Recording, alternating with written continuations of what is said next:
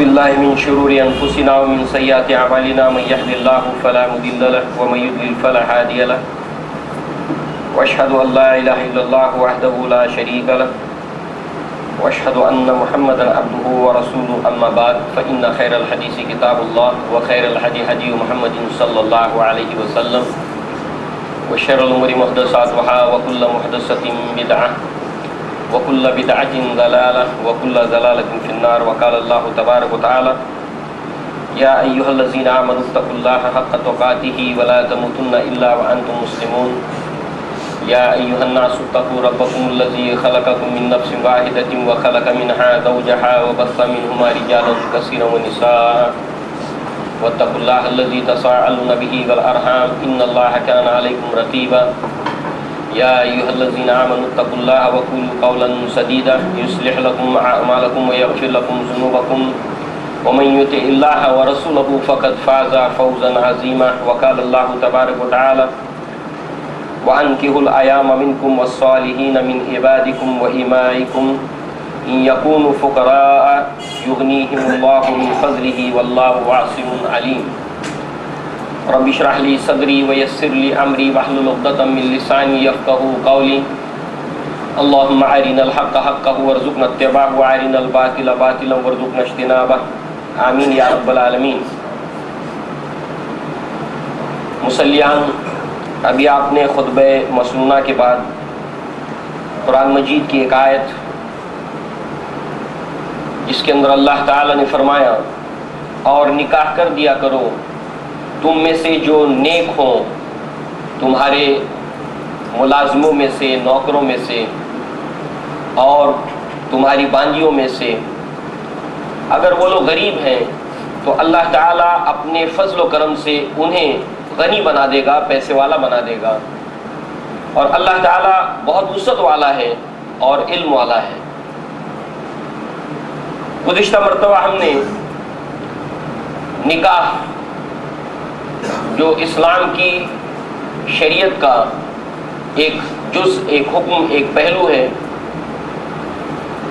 اس کے متعلق قرآن مجید میں اللہ تعالیٰ نے متعدد آیات نازل کی، اللہ کے نبی صلی اللہ علیہ وسلم نے اس کی ایکسپلینیشن، اس کی تشریحات کی۔ اللہ تعالیٰ نے قرآن مجید میں جتنے ہمیں احکامات دیے ہیں جس کا تعلق بالخصوص ہماری سماجی زندگی سے یا آئلی یا خاندانی زندگی سے ہے، یا عقیدے سے متعلق ہے، یا سماجی زندگی سے متعلق، ہمارے لین دین سے متعلق ہے، ڈیلنگ سے متعلق ہے، تجارت سے متعلق ہے، ان میں سب سے زیادہ اللہ تعالیٰ نے جو احکامات قرآن مجید میں دیے ہیں وہ گھریلو یا آئلی زندگی سے متعلق اللہ تعالیٰ نے احکامات دیے ہیں کثرت سے۔ اس کی حکمت اور مصلحت کیا ہے؟ اصل میں جس طریقے سے کسی دیوار کے مضبوط اور مستحکم ہونے کا انحصار اس کے اینٹوں پر ہوتا ہے، اسی طرح سے کسی بھی ایک مستحکم سماج کے مستحکم ہونے کا، پائیدار ہونے کا انحصار کنبے پر ہوتا ہے، خاندان پر ہوتا ہے، اور خاندان کی بنیاد پڑتی ہے نکاح سے۔ جیسے کہ گزشتہ مرتبہ سورہ روم کی ہمارے سامنے آیات آئی تھی، اس کے اندر اللہ تبارک و تعالی نے جب ایک مرد اور ایک عورت نکاح کے ذریعے سے بندھن میں بندھ جاتے ہیں تو اب ان دونوں کے رشتے ازدواج میں بندھنے کے بعد گویا کہ دو خاندان باہم آپس میں مل جاتے ہیں۔ نتیجے کے اندر اگر یہ ازدواجی زندگی خوشحال ہو، ایسی صورت میں اس کی خوشحالی کے اثرات جو وہ دونوں خاندانوں تک پھیلنا شروع ہوتے ہیں، اور اگر اس کے اندر کوئی کڑواہٹ پیدا ہو جائے تو اس کے اثرات دونوں کے خاندانوں تک پہنچتے ہیں۔ گویا کہ اللہ تبارک و تعالی نے اس معاملے میں بہت زیادہ تلقین کی ہے۔ آئلی زندگی یا خاندانی زندگی، اور اللہ تعالی نے اپنے قرآن مجید کے اندر اس ازدواجی زندگی سے متعلق احکامات نازل کیے۔ نکاح کی بنیاد اللہ کے نبی نے فرمایا کہ بالعموم انسان 4 بنیادوں پر نکاح کرتا ہے، شادی کرتا ہے۔ ابو ہریرہ کی وہ روایت آج پھر ہم اس کو دہراتے ہیں۔ آپ فرماتے ہیں ان نبی صلی اللہ علیہ وسلم قال تنکح المرأة لأربع لمالها ولحسبها ولجمالها ولدینها۔ عورت سے نکاح 4 بنیاد پر کیا جاتا ہے، عورت سے شادی 4 بنیاد پر کی جاتی ہے۔ ایک ہے اس کے مال کو دیکھ کر، ایک ہے اس کے خاندان کو دیکھ کر، ایک ہے اس کے حسن اور اس کی خوبصورتی کو دیکھ کر، اور اس کے دین کو دیکھ کر۔ اللہ کے نبی نے فرمایا فاظفر بذات الدین، تم دین کو ترجیح دو۔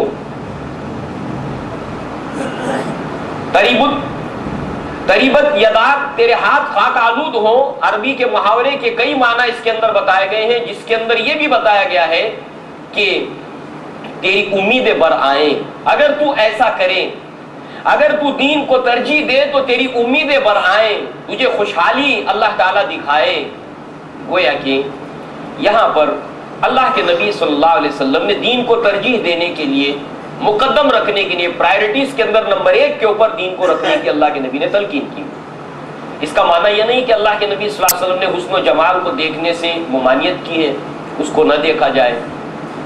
اللہ کے نبی صلی اللہ علیہ وسلم نے اس کے اندر یہ بھی نہیں فرمایا کہ انسان جو ہے وہ مال کو نہ دیکھے۔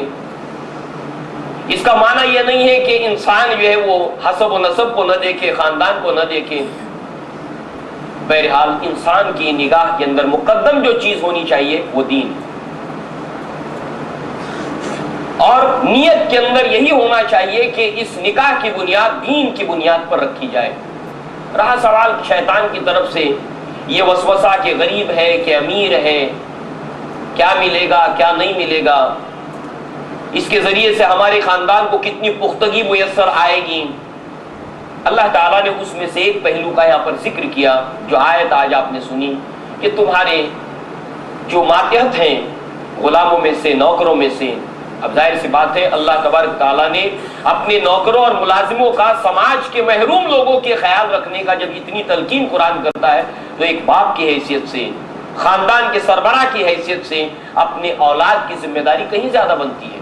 اور تمہاری باندیاں، ان کے نکاح کر دیا کرو، اگر وہ غریب ہے تو اللہ تعالیٰ اپنے فضل و کرم سے انہیں امیر کر دے گا، غنی کر دے گا۔ قرآن نے جو حکم دیا اللہ کے نبی نے اس کے اوپر عمل کر کے دکھایا۔ زینب رضی اللہ عنہا آپ کے خاندان کی ایک خاتون تھیں، صاحب ثروت، حسب و نسب والی۔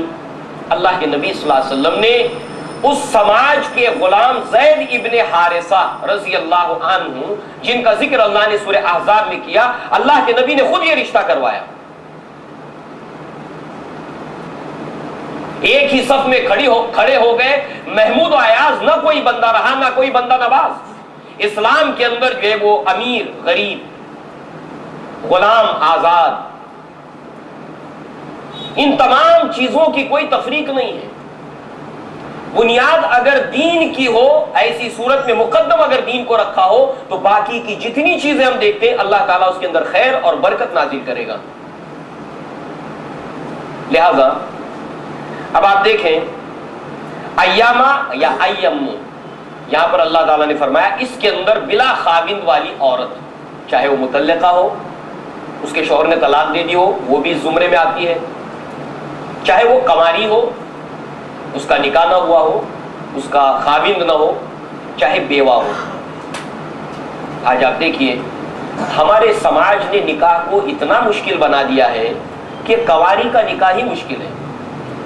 اس کے بعد اگر وہ مطلقہ ہو جائے تو بہت زیادہ امکانات اس کے ختم ہو جاتے ہیں، اور اس سے بڑھ کر اگر بیوہ ہو تو ہمارے دیہاتوں کے اندر یہ تصور جو غیر قوموں سے یہاں پر آیا کہ ایک مرتبہ جو ودوا ہو جائے، جو بیوہ ہو جائے، تو ایسی صورت میں اس کے نکاح کا کوئی سوال ہی نہیں پیدا ہوتا، بلکہ اس کو معیوب بھی دیہاتی علاقوں کے اندر سمجھا جاتا ہے۔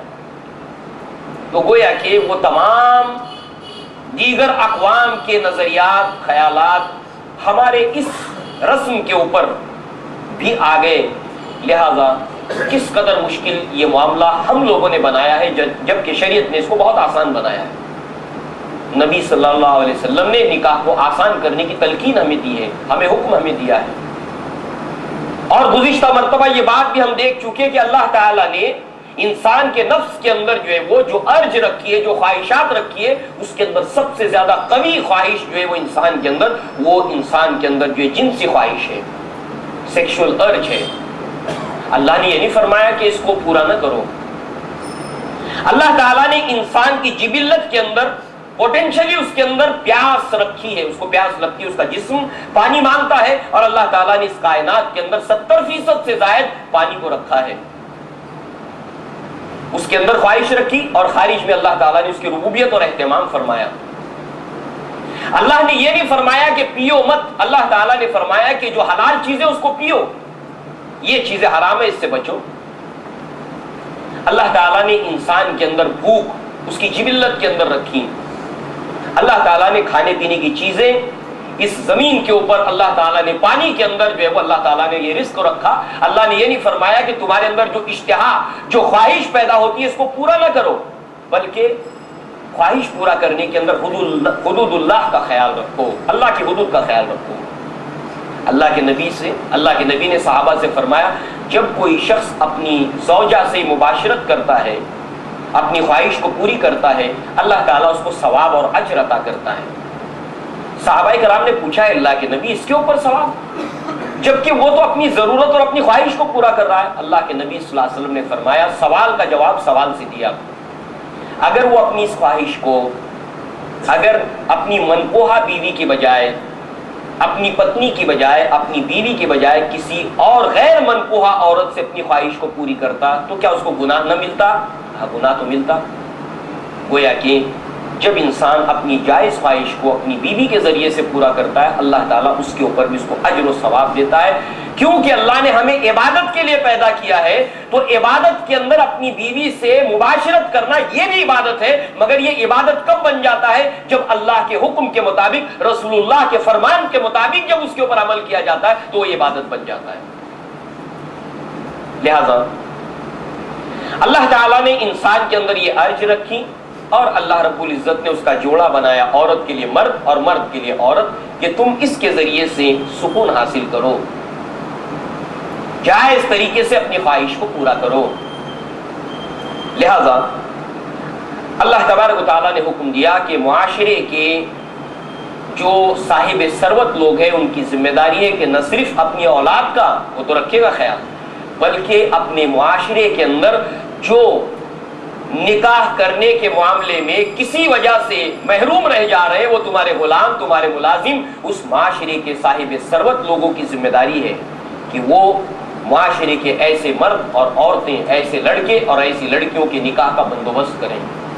کیوں کہ جب کوئی خرابی سماج میں پیدا ہوتی ہے تو اس کے اثرات سے ہم اپنے گھر کو نہیں بچا سکتے. اگر جائز طریقے سے سماج کے اندر اس خواہش کے پورے کرنے کا سامان اگر سماج فراہم نہیں کرے گا، ایسی صورت میں زنا عام ہو جائے گا. جب زنا عام ہو جائے گا تو ایسی صورت کے اندر انسان کے اندر، اس سماج کے اندر عزت آبرو غیر محفوظ ہو جائے گی. اس لیے سماج کی یہ ذمہ داری ہے کہ اس سماج کے اندر رہنے والے ایسے افراد جو غریب ہیں، کسی وجہ سے نکاح کرنے کی استعداد نہیں رکھتے ہیں، ایسی صورت میں ان کا نکاح کر دیا کریں. اللہ تعالیٰ نے اس کا حکم دیا. ان کی غربت کو مت دیکھو، ان کے افلاس کو نہ دیکھو. اللہ تعالیٰ اپنے فضل و کرم سے انہیں غنی کر دے گا، انہیں پیسے والا کر دے گا. ابو ہریرہ رضی اللہ عنہ اس کے راوی ہیں، ان رسول اللہ صلی اللہ علیہ وسلم قال ثلاثۃ حق علی اللہ عز وجل عون. اللہ تبارک و تعالیٰ کے اوپر یہ ذمہ ہے کہ 3 لوگوں کی مدد کرنا. اللہ تعالیٰ ان 3 طرح کے لوگوں کی، یہ کائنڈز ہیں، قسمیں ہیں، 3 آدمی نہیں ہیں، 3 طرح کے لوگ ہیں، ان کی مدد کرنا اللہ تعالیٰ کے ذمے ہے. اللہ ان کی مدد ضرور بضرور کرتا ہے، اور اللہ تعالیٰ جب کوئی بات کہہ دے تو وہ اللہ کا پرومس ہے، اللہ کا وعدہ ہے. اللہ اپنے قول کا خلاف نہیں کرتا. 3 طرح کے لوگوں کی مدد کرنا اللہ تبارک و تعالی کی ذمہ ہے. نمبر 1، المکاتب الذی یرید الاعداء. وہ شخص غلام ہے اور اس کے آقا کا اس کے اوپر جو پیسہ ہے کہ وہ اپنے آپ کو آزاد کرنا چاہتا ہے، فری کرنا چاہتا ہے. غلامی کا دورہ تھا کہ اپنے آقا کو پیسہ دے کر وہ اپنے آپ کو آزاد کر لے اور ایک آزادانہ زندگی گزار سکے، اللہ کی عبادت کر سکے. اللہ تبارک تعالیٰ اس کی مدد کرتا ہے. انما الاعمال بالنیات، اعمال کا دار و مدار نیت کے اوپر ہے، نمبر 1. نمبر 2، والناکح الذی یرید العفاف، وہ آدمی، وہ شخص جو اپنے شرمگاہ کی حفاظت کرنے کے لیے، پاک دامنی کے لیے کہ کہیں مجھ سے گناہ سرزد نہ ہو جائے، وہ نکاح کی سبیل، راستہ تلاش کرتا ہے، اللہ تعالیٰ اس کی مدد کرتا ہے. والذین هم لفروجہم حافظون الا علی ازواجہم او ما ملکت ایمانہم، وہ لوگ جو اپنی شرمگاہ کی حفاظت کرتے ہیں سوائے اپنی بیویوں کے، کہ کہیں مجھ سے گناہ نہ ہو جائے. سماج کے اندر گندگی ہے، عریانیت ہے، سماج جو ہے وہ یہاں پر زنا اور زنا کے راستے عام ہو چکے ہیں. اے اللہ کوئی راستہ میرے لیے نکاح کا نکال دے تاکہ میں اپنی عزت کی، اپنی عصمت کی حفاظت کر سکوں، اپنی شرمگاہ کی حفاظت کر سکوں، اپنی نگاہ کو نیچا رکھ سکوں. اللہ تبارک و تعالیٰ کے ذمہ ہے کہ اللہ تعالیٰ اس کی مدد کرتا ہے. اور جو فی سبیل اللہ، اللہ کی راہ میں نکلتا ہے، اللہ تبارک و تعالیٰ کے ذمہ ہے کہ اللہ تعالیٰ اس کی مدد کرتا ہے. نسائی کی روایت ہے، البانی رحمہ اللہ نے اس کو صحیح قرار دیا. بالعموم سماج کے اندر مال نکاح کے راستے میں ایک رکاوٹ ہے، جیسے خاندان رکاوٹ ہے. یوں تو سید بھی ہو، مرزا بھی ہو، افغان بھی ہو، تم سبھی کچھ ہو، بتاؤ تم مسلمان بھی ہو. رشتہ آیا ہے لڑکی کا، خاندان کون سا ہے، فلاں کاروبار کرتے، فلاں کام کرتے ہیں، لہذا ہمارا نکاح ان میں نہیں ہوتا، خان کا سید میں نہیں ہوتا، سید کا خان میں نہیں ہوتا، شیخ کا یہاں نہیں ہوتا. ہم نے اس وسیع دائرے کو جو اسلام نے رکھا ہے ہم نے تھوڑا سا محدود کر لیا. پھر چلیے خاندان کی رکاوٹ بھی چلیے کسی نے اٹھا لی، مگر کون سی ریاست کا رہنے والا ہے، نہیں ہم کو تو وہ تمل ناڈو کا ہے، وہ ہم کو نہیں چلے گا، یہ رشتہ نہیں ہو پائے گا. یہ فلاں ریاست کا ہے، نہیں ہو پائے گا. ایک دائرہ ہم نے اور محدود کر لیا. اللہ کے نبی نے آسان کیا، ایک دائرہ اور محدود کر لیا. خوبصورتی ہر لڑکا چاہتا ہے، ہر ماں چاہتی ہے، ہر باپ چاہتا ہے اور ہر لڑکا چاہتا ہے اس کو دنیا کی سب سے خوبصورت عورت اس کی نکاح کے اندر آئے. اور دوسرے میڈیا نے، پرنٹ میڈیا نے، الیکٹرانک میڈیا نے خوبصورتی کو اس طریقے سے اجاگر کیا، عیاں کیا کہ اب ہر انسان کا جو پیرامیٹر ہے وہ بہت اونچا ہو گیا. ناک ایسی ہو، قد ایسا ہو، بال ایسے ہو، یہ ایسا ہو، دائرہ اور محدود ہو گیا. ہر لڑکی کی خواہش بلند ہے، اس پر ایک اور ترہ تعلیم کا آ گیا. اس لیے کہ اللہ کے نبی نے جو بتایا کہ اگر وہ بالغ ہو جائیں، اور بالغ ہونے کی دو صورتیں ہیں، ایک جسمانی طور پر بالغ ہو جانا، لڑکا ہے بالغ ہو گیا، احتلام ہو رہا ہے، بالغ ہو گیا ہو، جسمانی طور پر بلوغت کو پہنچ گیا ہو، فزیکلی وہ ایڈلٹ ہو گیا. اسی طریقے سے ایک ہوتی ہے ذہنی بلوغت، اور ذہنی بلوغت کا معاملہ تو اللہ نے فرمایا کہ 40 سال میں آدمی ذہنی بلوغت کو پہنچتا ہے. تجربات، مشاہدات، آبزرویشن، ایکسپیرینسز، زندگی کے تجربات، دھوکے، زندگی کے جو ہے وہ دھوپ چھاؤں، اتار چڑھاؤ ہوتے ہوتے ہوتے ہوتے ہوتے 40 سال میں کہیں جا کر اس کی عقل بلوغت کو پہنچتی ہے.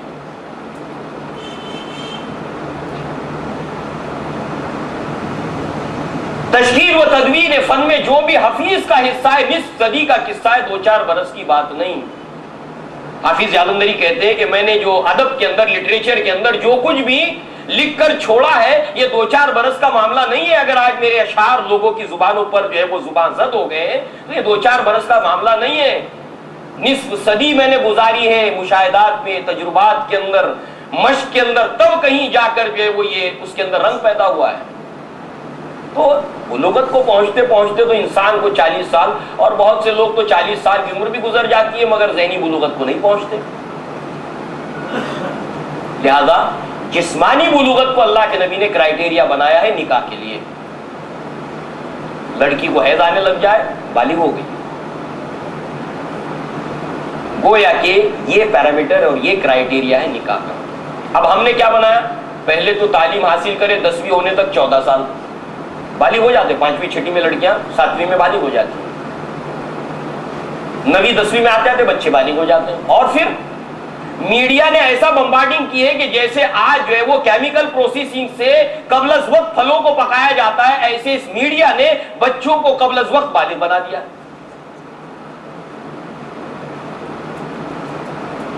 جو باتیں کسی زمانے میں عمر دراز لوگ عمر کو پہنچ جاتے تھے مگر انہیں جو باتیں نہیں معلوم ہوتی تھی، آج چھوٹے چھوٹے بچے جانتے ہیں واقعی سے۔ میڈیا نے کر دیا یہ سارا کام، فحاشی نے یہ سارا کام آسان کر دیا۔ گویا کہ یہاں پر تعلیم 14 سال ہو گئے، 10ویں میں پہنچتے پہنچتے 12ویں ہو گئی، 16 ختم ہو گئے، 17واں شروع ہو گیا، گریجویشن ہوتے ہوتے 5 سال اور جوڑ لیجئے، کیونکہ ہم نے تعلیم کا پیرامیٹر بنایا کہ ابھی پڑھ رہا ہے، ابھی بچی ہے، ابھی پڑھ رہی ہے، 10ویں ہو گئی ابھی بچی ہے پڑھ رہی ہے، 12ویں ہو گئی ابھی بچی ہے پڑھ رہی ہے، ابھی پڑھ رہی ہے، یہ کرائٹیریا پھر ایک آ گیا۔ اب اس کے بعد میں اس تعلیم کے نتیجے کے اندر اب لڑکی پڑھ لکھ لی، اب مسئلہ یہ ہو گیا کہ اس کے برابر کا تعلیم یافتہ ہوا وہ کہاں کرے گی 10ویں جماعت کی لڑکی سے؟ دائرہ اور تنگ ہو گیا، اور محدود ہو گیا، اور محدود ہو گیا۔ اب ظاہر سی بات ہے انسان کے اندر جو ارج ہے اس کے ذریعے سے، جیسے مثال تھی کہ پانی کے مانند ہے، اگر آپ ایک جگہ پر باندھ لگاؤ گے تو پانی اپنا راستہ نکال لے گا دوسری جگہ سے۔ گویا کہ یہ ایسی فطری چیز ہے کہ جس کو روکا نہیں جا سکتا، جس کو دبایا نہیں جا سکتا۔ تو گویا کہ یہاں پر اللہ تبارک و تعالیٰ نے آسان بنایا، نبی صلی اللہ علیہ وسلم نے آسان بنایا، مگر ہم نے اس کے دائرے بہت زیادہ محدود کرتے کرتے ہم نے اس کو بہت مشکل بنا دیا۔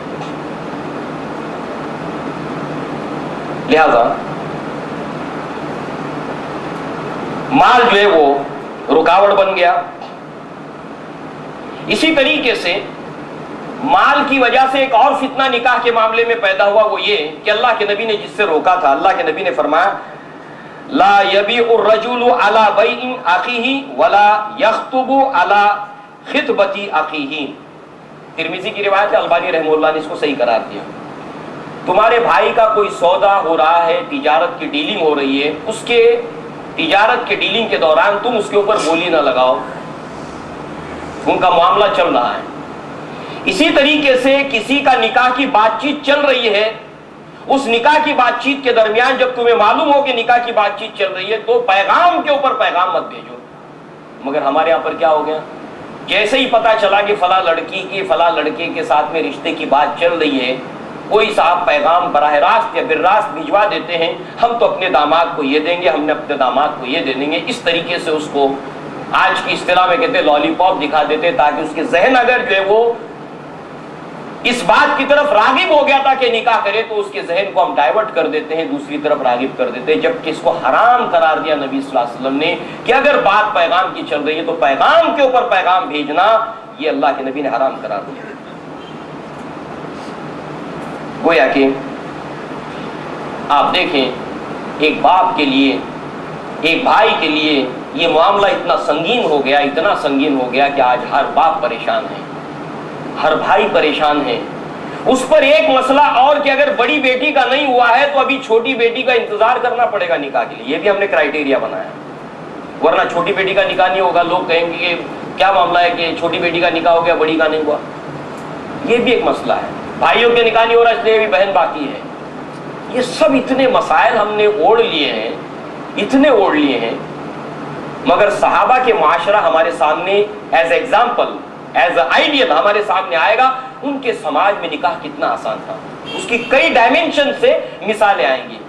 جیسے یہی مثال ہے، زید بن حارثہ غلام تھے، اسود الاسد غلام تھے، آزاد غلام، اسود الاسد ان کا نام پڑ گیا تھا۔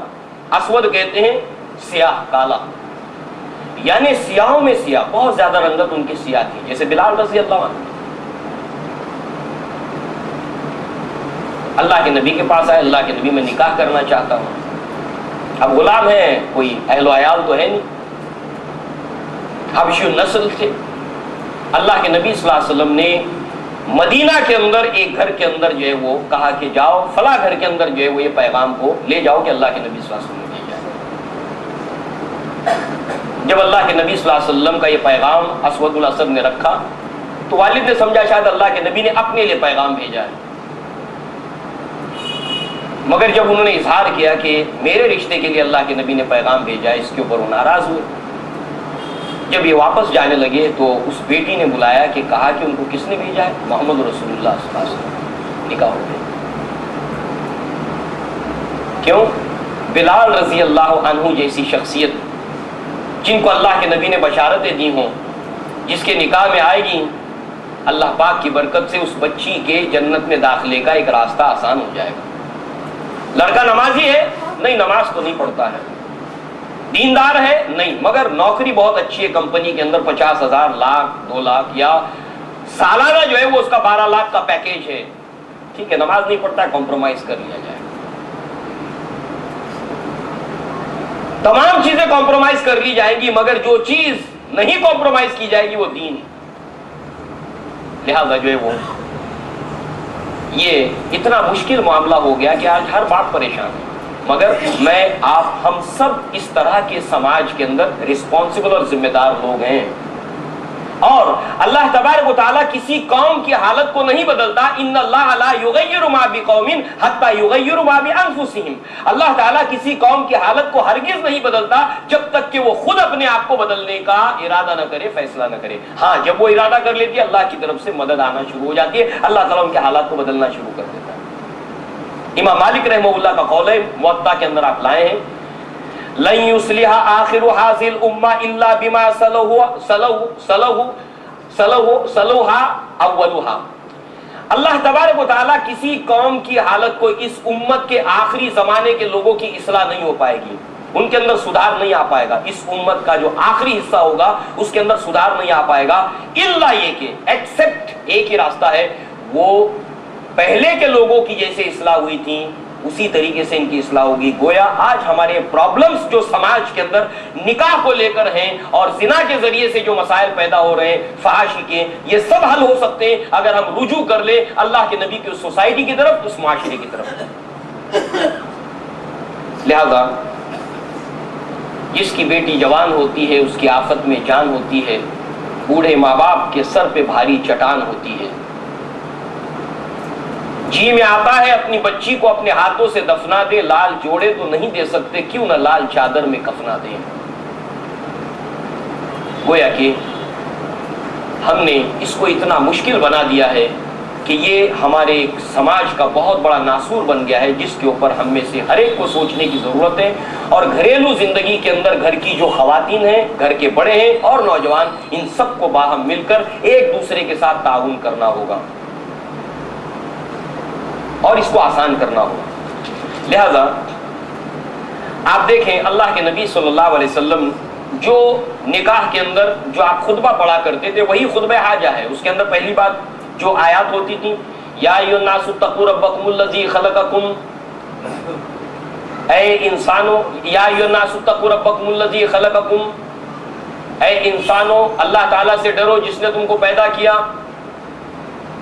گویا کہ اللہ تعالیٰ نے یہاں پر جو اللہ کے نبی نے جو قرآن مجید کی اس آیت کا انتخاب کیا جس کے اندر اللہ تعالیٰ سے ڈرنے کا حکم دیا، اس کے اندر اللہ تعالیٰ نے فرمایا کہ تم کو اللہ تعالیٰ نے بنایا ایک مرد اور ایک عورت سے۔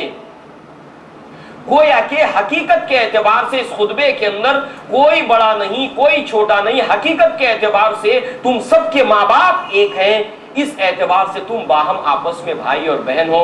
جس طریقے سے اللہ کے نبی نے مومن اور مسلمان کی ایک مثال بیان کی کہ مومنوں کی مثال ایسی ہے جیسے کہ جسم واحد جب کسی جسم کے ایک عضو کو تکلیف ہوتی ہے پورا جسم درد کو محسوس کرتا ہے، ایسے ہم سب ایک ماں باپ کی اولاد ہیں۔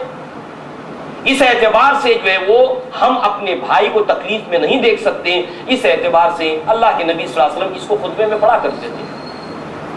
کوئی اونچ نہیں، کوئی نیچ نہیں، تم سب کے ماں باپ ایک مرد ایک عورت آدم اور حوا ہیں۔ اب آپ دیکھیں اللہ تعالیٰ نے فرمایا سورہ حجرات کے اندر، یا ایھا الناس انا خلقناکم من ذکر و انثی وجعلناکم شعوبا وقبائل لتعارفوا ان اکرمکم عند اللہ اتقاکم۔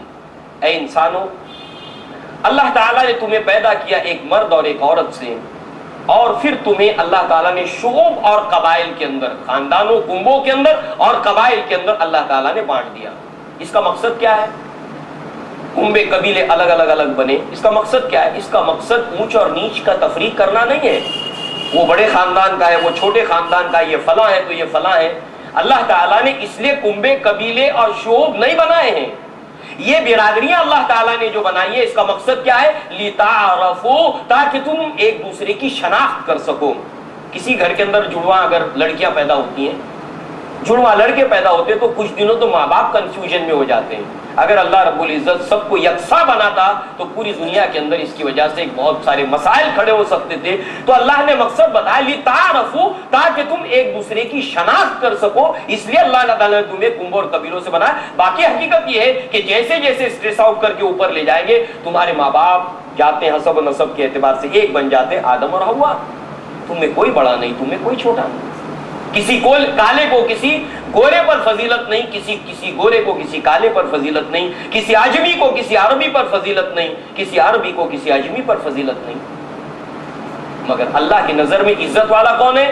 تم نے عزت کا کرائیٹیریا اور پیمانہ کیا بنایا؟ مال ہے تو عزت ہے۔ تم نے عزت کا پیمانہ بنایا حسب و نسب۔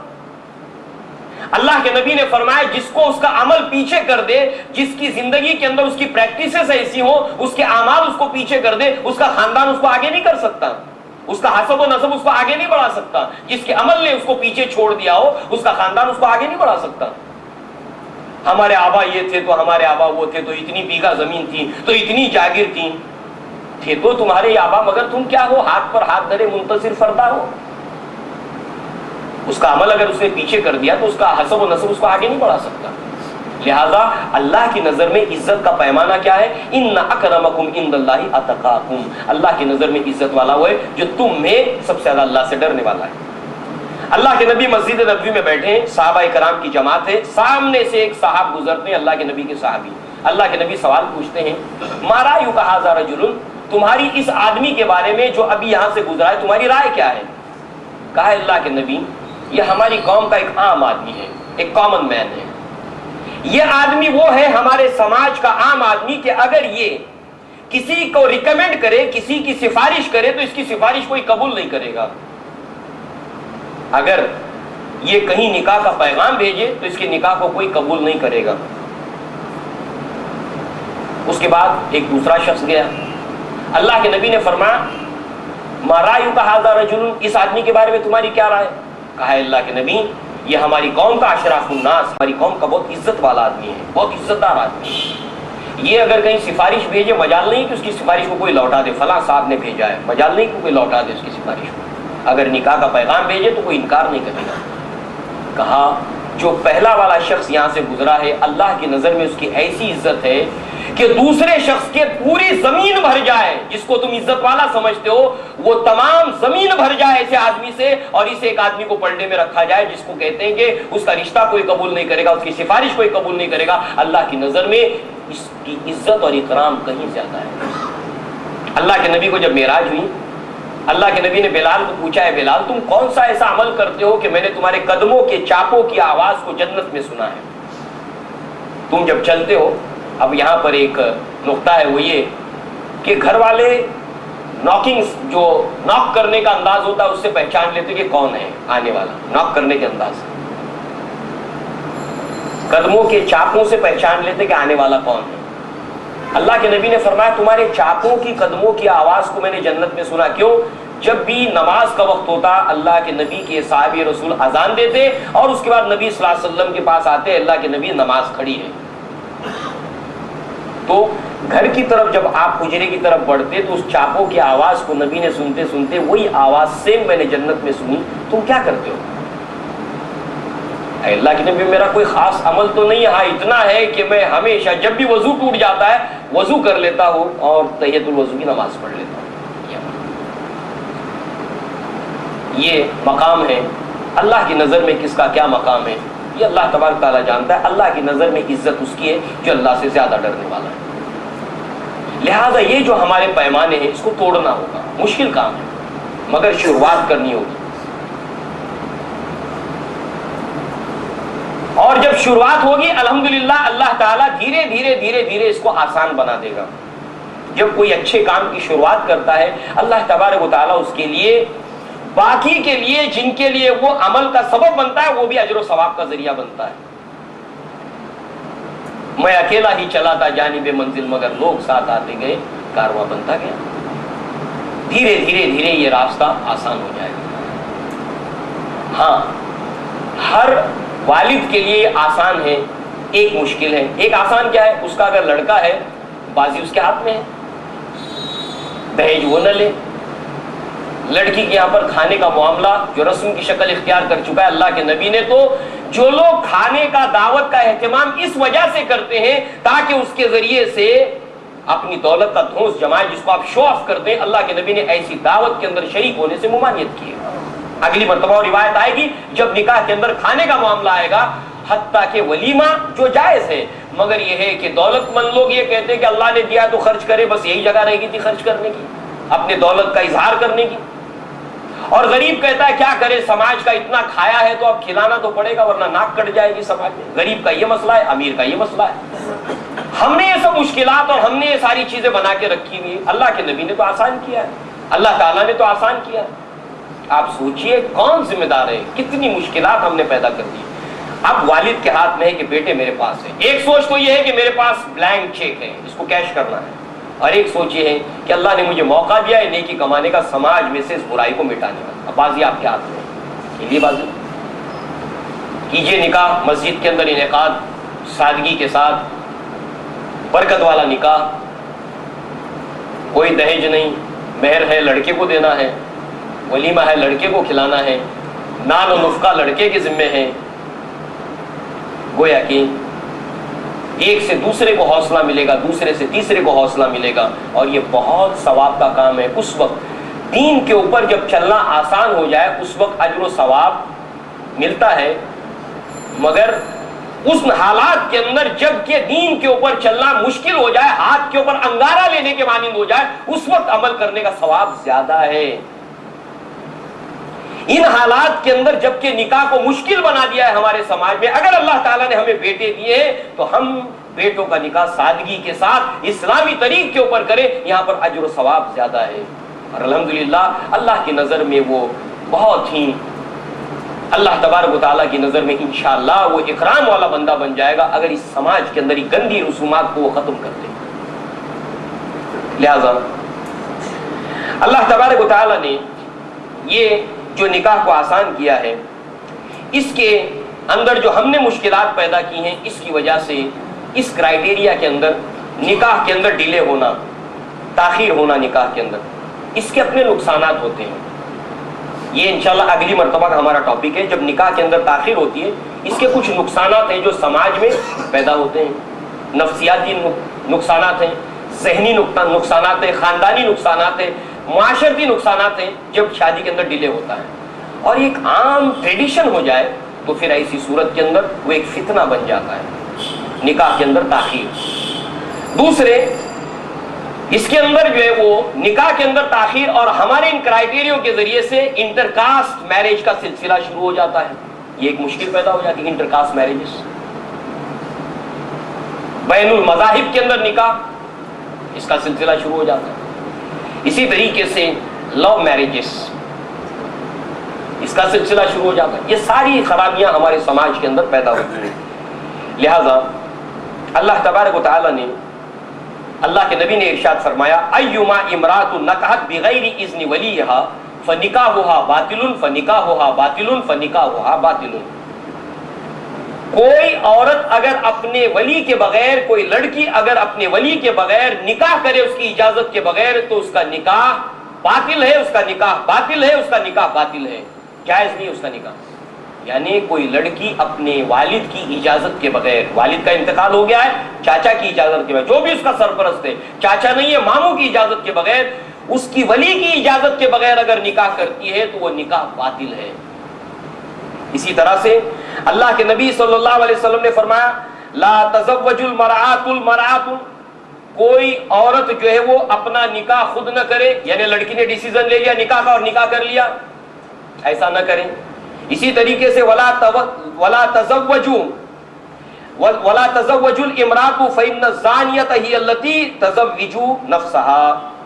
اللہ کے نبی نے فرمایا کوئی عورت کسی لڑکی کا یا کسی عورت کا نکاح نہ کرائے، ولی ہونا چاہیے، اور اگر جس کسی نے نکاح کیا یا نکاح کرایا عورت نے، کیونکہ ولی کے اندر مرد ہے، ماموں کی شکل میں، والد کی شکل میں، چاچا کی شکل میں، اگر اس نے نکاح کرا، کسی عورت نے کسی لڑکی کا نکاح کرایا کہ میرا سپورٹ ہے تم کو، تم نکاح کر لو، جاؤ میری طرف سے حمایت رہی، کسی عورت نے کسی لڑکی کا نکاح کرایا یا لڑکی نے خود اپنی مرضی سے نکاح کیا، تو گویا کہ ایسا نکاح کرنے والی زانیہ ہے۔ اللہ کے نبی صلی اللہ علیہ وسلم نے فرمایا کہ ابن ماجہ کے اندر یہ روایت ہے، اور البانی رحمہ اللہ نے اس کو صحیح قرار دیا۔ لہذا اسی طریقے سے آپ دیکھیے اللہ کے نبی صلی اللہ علیہ وسلم کے زمانے کی مثالیں ہمارے سامنے آئیں گی نکاح کے آسان سے متعلق، مگر ایک روایت کو آپ سن لیجئے، اس کے ساتھ ساتھ اپنے معاشرے کا تقابل کرتے ہم چلیں۔ بہت سی مثالیں آئیں گی ہمارے سامنے، کچھ آئیں گی۔ سہل بن سعد رضی اللہ عنہ فرماتے ہیں جاتی امرات الى رسول اللہ صلی اللہ علیہ وسلم فقالت، اللہ کے نبی صلی اللہ علیہ وسلم کی مجلس تھی، صحابہ کی مجلس تھی، اس کے اندر ایک عورت آئی اور اللہ کے نبی سے گویا ہوئی، اللہ کے نبی سے کہنے لگی یا رسول اللہ صلی اللہ علیہ وسلم جیتو احب لکا نفسی، اے اللہ کے نبی میں اپنے آپ کو آپ کے لیے حبا کرتی ہوں، آپ مجھ سے نکاح کر لیجئے۔ ایک عورت آتی ہے اور کہتی ہے اللہ کے نبی میں اپنے آپ کو حبا کرتی ہوں، آپ مجھ سے شادی کر لیجئے۔ یہ سوسائٹی ہے وہاں کی، فری سوسائٹی کا تصور آج دیا جاتا ہے۔ فری سوسائٹی مطلب کیا؟ ایکویلٹی مطلب کیا؟ فریڈم مطلب کیا؟ آزادی خیال مطلب کیا؟ روشن خیالی مطلب کیا؟ لڑکے لڑکیاں باہم آپس میں دوست بنیں، اپنے رشتے قائم کریں، ساتھ میں رہیں، یہ ہے آزاد خیالی، روشن خیالی۔ یہ نہیں آزاد خیال، یہ ماڈرنائزیشن نہیں ہے۔ ایک عورت آتی ہے اللہ کے نبی سے کہتی ہے اللہ کے نبی میں اپنے آپ کو حبا کرتی ہوں، آپ مجھ سے نکاح کر لیجیے۔ ہماری سوسائٹی کے اندر اگر کوئی لڑکی اپنی والدہ سے، اپنے والد سے کہتی کہ ابا جان، یا اپنی اماں سے کہتی ہے اماں میری شادی کرا دیں، یا لڑکا کہتا ہے کہ ابا جان میری نکاح کرا دیجیے تاکہ میں اپنی عصمت کی حفاظت کر سکوں، تو وہ روشن خیال ماڈرن سماج کیا کہتا ہے؟ بے غیرت ہو گیا ہے، اپنی شادی کی بات خود کرتا ہے، اپنے نکاح کی بات خود کرتا ہے۔ نہیں کہتے بچے، بہت سے نوجوان آتے ہیں اپنا دکھڑا سناتے ہیں، کیا کریں، کیسے کہیں ماں باپ کو، کس سے کہلوائیں؟ زنا کرنے والے کے لیے تو راستے عام ہے، آسان ہو گیا ہے، 10 روپے 5 روپے 15 روپے 20 روپے، زنا تو بہت آسان ہو گیا ہے، نکاح کرنا مشکل ہو گیا ہے۔ جائے تو کہاں جائے ایسے نوجوان جو اپنی عصمت کی حفاظت کرنا چاہتے ہیں۔ کہتی اللہ کے نبی صلی اللہ علیہ وسلم آپ مجھ سے نکاح کر لیں۔ قال فنظر الیہا رسول اللہ صلی اللہ علیہ وسلم فصعد النظر فیها وصوبه، اللہ کے نبی صلی اللہ علیہ وسلم نے ایک نظر اس کو دیکھا اور پھر اپنی نکاح کو نیچے کیا، پھر اپنی گردن کو بھی نیچے کیا۔ اللہ کے نبی صلی اللہ علیہ وسلم نے فرمایا لڑکا لڑکی کو دیکھ سکتا ہے، لڑکی لڑکے کو دیکھ سکتی ہے، ایک نظر جس سے نکاح کرنا ہے، اس کی اجازت اللہ کے نبی نے، جس کے ساتھ زندگی گزارنی ہے لڑکی اس کو دیکھ سکتی ہے، جس سے نکاح کی بات چلتی ہے۔ اللہ کے نبی نے ایک نظر دیکھا، پھر اپنی نگاہ کو نیچے کیا، اپنی گردن کو نیچے کیا۔ ثم متعت رسول اللہ صلی اللہ علیہ وسلم راسه، اللہ کے نبی صلی اللہ علیہ وسلم کی جو اپنی گردن کو اٹھایا، فلما رات الامرات انه لم يقزم فيها شيئا، وہ عورت وہیں تھی اور اللہ کے نبی صلی اللہ علیہ وسلم نے کوئی اظہار نہیں کیا، کوئی بات نہیں کی، کچھ جواب نہیں دیا۔ فجلست فقام رجل من اصحابه فقال یا رسول اللہ صلی اللہ علیہ وسلم ان لم یکن لک بحاجۃ فزوجنیها، اللہ کے نبی نے جب ارادے کا اظہار نہیں کیا، لڑکی اپنی ناپسندگی کا اظہار کر سکتی، اس کو رائٹ ہے، اسلام نے دیا ہے، لڑکے کو دیکھا وہ کہہ سکتی مجھے ناپسند ہے، مگر یہ ہے کہ اپنی پسند سے وہ اپنی بنیاد پر اپنی مرضی سے نکاح نہیں کر سکتی، اپنی ناپسندگی کا اظہار اپنے والد کے سامنے کر سکتی ہے، اپنے ماں باپ کے سامنے کر سکتی ہے۔ لہذا اللہ کے نبی صلی اللہ علیہ وسلم سے صحابی رسول نے دیکھا کہ اللہ کے نبی کوئی جواب نہیں دے رہے، تو آپ نے کہا اے اللہ کے نبی اگر آپ کو حاجت نہیں ہے، آپ نکاح نہیں کرنا چاہتے، آپ کو حاجت نہیں ہے، جیسے گزشتہ مرتبہ روایت ہے کہ عبداللہ بن مسعود نے فرمایا میں شادی شدہ ہوں، اللہ اپنے والد سے کہا اللہ کے ابا جان کہ مجھے حاجت نہیں ہے، میں شادی شدہ ہوں۔ عاصم نے کہا کہ میں نکاح کر لوں گا ابا جان۔ اے اللہ کے رسول اگر آپ کو حاجت نہیں ہے تو اے اللہ کے نبی اس عورت کو آپ میرے نکاح میں دے دیجئے. کتنا آسان ہے, اسی ایک سیٹنگ کے اندر سارے معاملات ہو رہے ہوتے ہیں. اللہ کے نبی نے فرمایا وَهَلْ عِنْدَكَ مِنْ شَيْءٍ, تیرے پاس کچھ ہے مہر میں دینے کے لیے, اس کو تیرے پاس کچھ ہے. اب یہاں پر آ گیا ایک بیریئر جو ہمارے سماج کے اندر دنیا بھر کے دائرے ہیں. حدیث کا یہ حصہ, سوسائٹی کا یہ جو ہم دیکھ رہے ہیں سن رہے ہیں, اس کے اندر کئی ایک پرابلمس ہیں جو سالو ہو جاتے ہیں اللہ کے نبی صلی اللہ علیہ وسلم کی سوسائٹی سے. اب اللہ کے نبی نے فرمایا تمہارے پاس کچھ ہے؟ آپ نے فرمایا واللہ یا رسول اللہ صلی اللہ علیہ وسلم لا, اے اللہ کے نبی اللہ کی قسم میرے پاس کچھ نہیں ہے. ہمارے یہاں پر نکاح کا جب پیغام بات چیت چلتی تو لڑکا کیا کرتا ہے, یہ کرتا ہے گھر خود کا ہے کیا کہ کرائے سے رہتا ہے, اور کیا ہے اور کیا ہے. یہ صحابی رسول کہتے ہیں اللہ کی قسم ہے اللہ کے رسول میرے پاس کچھ بھی نہیں. فقال اذهب الى اهلك فانظر الى تجد شيئا, جا اپنے گھر میں جا, اپنے گھر والوں میں جا, دیکھ شاید کوئی چیز تم کو مل جائے. جاؤ کوئی چیز مل جائے گی جو تم اس کو مہر میں دے سکو, کوئی چیز مل جائے گی. فذهب ثم رجع فقال لا والله ما وجدت شيئا, اے اللہ کے نبی صلی اللہ علیہ وسلم وہ واپس گئے, گھر سے لوٹ آئے, اے اللہ کے نبی اللہ کی قسم میرے پاس کچھ نہیں ہے. لڑکے کے پاس کیا ہے؟ اے اللہ کے نبی میرے پاس کچھ نہیں ہے. فقال رسول اللہ صلی اللہ علیہ وسلم انظر ولو خاتما من حدید, جا لوٹ جا شاید لوہے کی انگوٹھی ہو تیرے پاس. لوہا, آئرن, سب سے سستی دھات. تانبا اس سے مہنگا ہے, پیتل اس سے مہنگا ہے, سونا مہنگا ہے, چاندی مہنگی ہے, سستی دھات لوہا, شاید لوہے کی انگوٹھی ہو, جا دیکھا. فذهب ثم رجع فقال لا والله رسول اللہ صلی اللہ علیہ وسلم ولا خاتما من حدید, اے اللہ کے نبی اللہ کی قسم میرے پاس لوہے کی انگوٹھی بھی نہیں ہے. لڑکے کے پاس کیا ہے ہمارے سماج کے, وہ ایک سوسائٹی ہے. ولكن هذا ازاری قال سهل ما له رداء فلها نصفه, اے اللہ کے نبی صلی اللہ علیہ وسلم ہاں میرے پاس ایک تہبند ہے, لنگی جس کو ہم کہتے ہیں ایک تہبند ہے, اگر آپ کہیں تو میں اس کا نصف جو ہے وہ اس کو دے دوں. اللہ کے نبی نے فرمایا فقال رسول اللہ صلی اللہ علیہ وسلم ما تصنع بازارک ان لبسته لم يكن علیہ منه شیء, اگر تو اس ازار میں سے اس تہبند میں سے آدھا پھاڑ دے گا تو نہ تیری ضرورت پوری ہوگی نہ اس عورت کی ضرورت پوری ہوگی, اگر اس کو آدھا کر دے گا.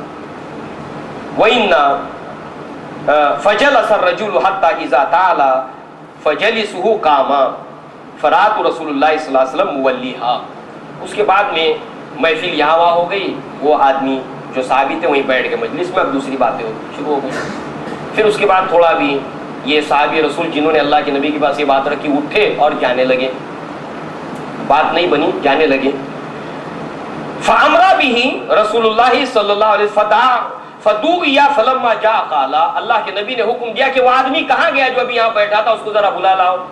بلایا گیا. مَاذَا مَعَكَ مِنَ الْقُرْآنِ, تمہیں قرآن میں سے کچھ یاد ہے, قرآن کچھ تمہیں یاد ہے؟ کہا فقال مَعِيَ سورۃ کذا سورۃ کذا, انہوں نے کہا اللہ کے نبی مجھے یہ سورت یاد ہے, زبان یاد ہے. اللہ کے نبی نے فرمایا, انہوں نے گن کر بتایا یہ سورتیں قرآن مجید کو یاد ہے. فقال تقرؤهن عن ظہر قلبک, تم اس کو بغیر دیکھے پڑھ سکتے ہو, تمہیں یاد ہے؟ کہا ہاں اللہ کے نبی میں اس کو پڑھ سکتا ہوں. فقال اذهب فقط ملکتها بما معك من القرآن, جا اس قرآن کے مہر کے اوپر میں نے تجھے اس لڑکی کو, اس عورت کو تیری ملکیت میں دے دیا, یعنی تو اس قرآن کو جو تجھے یاد ہے اس کو یاد کرا دینا. اتنا آسان. اللہ کے نبی صلی اللہ علیہ وسلم کے اس معاشرے کے اندر, سوسائٹی کے اندر جو سماج کی نیو بھلائیوں کی پڑتی ہے وہ نکاح کے ذریعے سے. دوستوں اور عزیزوں, یہ ایک بہت اہم مدعا ہے ہمارے سماج کا, جس کے اندر ایک تحریک ہمارے سماج ہمارے محلوں سے چلنی چاہیے, اس میں پیش قدمی ہونی چاہیے. اس لیے کہ ابو بکر صدیق نے جب پہلا خطبہ دیا تو اس میں کہا کہ جب کسی سماج میں, معاشرے میں, کمیونٹی میں فحش پھیل جاتا ہے, اللہ تعالیٰ اس کے اندر بیماریوں کو داخل کر دیتا ہے. یہ ایسا مسئلہ نہیں ہے کہ اگر ہمارا پرابلم نہیں ہے, ہمارے گھر کا مسئلہ نہیں ہے, یہ ان کا پرابلم ہے, نہیں, یہ پرابلم ہم سب کا پرابلم ہے, ہم سب کا مسئلہ ہے. اگر ہم اس کو حل نہیں کریں گے, اللہ تعالیٰ کی طرف سے اس کی ہمارے سماج اور معاشرے کے اوپر اس کا عذاب آئے گا۔ لہذا اس سلسلے کو انشاءاللہ ہم جاری رکھیں گے، اس کو ایک دنیاوی پہلو کے اعتبار سے کہ جب نکاح تاخیر سے ہوتا ہے، ڈیلے ہوتا ہے، نکاح کے نہ کرنے کے جو نقصانات ہیں، جو دنیا کے سماجی عالمی اداروں کی رپورٹ اور سروے کی بنیاد کے اوپر ہے، ہم نہیں، کیونکہ اگر ہم کہیں کوئی بات تو کہیں گے یہ تو بنیاد پرست ہیں، تو لوگوں کو پتھر کے زمانے میں لے جانے کی کوشش کر رہے ہیں، سٹون ایج کے اندر لے جانے کی کوشش کر رہے ہیں۔ دنیا کے وہ جدید ادارے سماجی جن کا سروے رپورٹ ہے کہ نکاح کرنے والے لوگ، نکاح کرنے والے معاشرے کے اندر، مورخین کے اقوال ہیں، ایک مورخ نے دنیا کی تاریخ کے اندر 54 اقوام کی، اگلی مرتبہ اس کا ریفرنس آئے گا، 54 اقوام کی تاریخ کو کھنگالنے کے بعد میں یہ کہا ہے کہ کوئی بھی سماج زوال کی طرف پیش قدمی اس وقت کرتا ہے جب اس سماج کے اندر نکاح کا سلسلہ بند ہو جاتا ہے، وہ ڈاؤن فال کا شکار ہوتا ہے، زوال کا شکار ہوتا ہے۔ آج پورے ہندوستان کے اندر بشمول مسلمان جتنی سوسائٹیاں ہیں، مغربی تہذیب کی نقل کرنے کے اندر نکاح کو ڈیلے کرنا اور نکاح نہ کرنا اور ساتھ میں رہنے کا جو کلچر ہے، بغیر نکاح کے بن بیائی ماؤں کا تصور، اور اپنے جو بچہ دانی کو کرائے پر دینا، رینٹ کے اوپر دینا، کسی شہر کے اندر، مسلم معاشرے کے اندر، ممرا کے اندر ایسا معاملہ ہوا ہے جس کی خبر اخبار کے اندر آئی تھی۔ یہ سب مغربی تہذیب ہے کہ کوئی عورت اپنی بچے دانی کو کرائے پر دے دے، اولاد نہیں ہو رہی ہے، اپنی بچے دانی کرائے پر دے، گھر کرائے پر دیتا۔ یہ سب بیماریاں، یہ سب گندگیاں آج دھیرے دھیرے پورے ہندوستان کے سماج کو اپنی لپیٹ میں لے رہی ہے۔ کم عمری کے اندر نکاح برکت کی چیز تھی، کسی زمانے کے اندر چاہے مسلم معاشرہ ہو چاہے غیر مسلم معاشرہ ہو، اس کے اندر نکاح جلدی ہو جاتے تھے۔ مگر آج یہ سوچ بنی ہے کہ جلدی نکاح ہوگا، اپنے پاؤں پہ تو نہیں کھڑا ہوا۔ آپ اٹھا کر دیکھیں مولانا ابوالکلام آزاد کا نکاح کس عمر کے اندر ہوا تھا؟ 14 سال 15 سال کی عمر کے اندر۔ غیر مسلموں کی بھی مثالیں موجود ہیں، بڑے بڑے قائدوں کی مثالیں موجود ہیں جنہوں نے تاریخی کارنامے انجام دیے ہیں، انہوں نے بہت کم عمری کے اندر نکاح ان کا ہوا ہے، بہت کم عمری کے اندر۔ کم عمری سے مراد بلوغت کے بعد۔ گویا کہ یہاں پر اس کے جو نقصانات ہیں اور جو اس کے فوائد ہیں، دنیا کے عالمی جو سماجی ادارے ہیں ان کی رپورٹ کے حوالے سے اور پھر قرآن اور حدیث کی روشنی میں ہم دیکھیں گے کہ انشاءاللہ العزیز جو ہے وہ اللہ نے اس کے اندر کتنی برکتیں رکھی ہیں اور ایسا نہ کرنے کی وجہ سے اس کے کتنے نقصانات ہیں جو آج دنیا دیکھ رہی ہے۔ اللہ تعالیٰ سے دعا ہے کہ اللہ تبارک تعالیٰ ہمیں دین کی صحیح سمجھ عطا فرمائے اور اللہ تبارک تعالیٰ ہمیں نیکیوں میں پیش قدمی کرنے کی توفیق عطا فرمائے۔ اللہ تبارک تعالیٰ اس رسم کو، اس کے اندر جتنی بھی بیجا رسمیں، اس کا خاتمہ کرنے کی اللہ تعالیٰ ہمیں توفیق عطا فرمائے اور اللہ تعالیٰ اپنے فضل و کرم سے ہمیں ایک سچا اور پکا مسلمان بنائے۔ اللہ تعالیٰ ہمیں ایمان اور اسلام کے اوپر اللہ تعالیٰ موت ہمیں جب بھی ہماری اللہ نے مقدر میں لکھی ہم مسلمان کی حیثیت سے اس دنیا سے جائیں اور آخرت میں اللہ تعالیٰ ہمیں مومن اور مسلمان کی حیثیت سے اٹھائے۔ وآخر دعوانا الحمدللہ رب العالمین۔ السلام علیکم ورحمۃ اللہ۔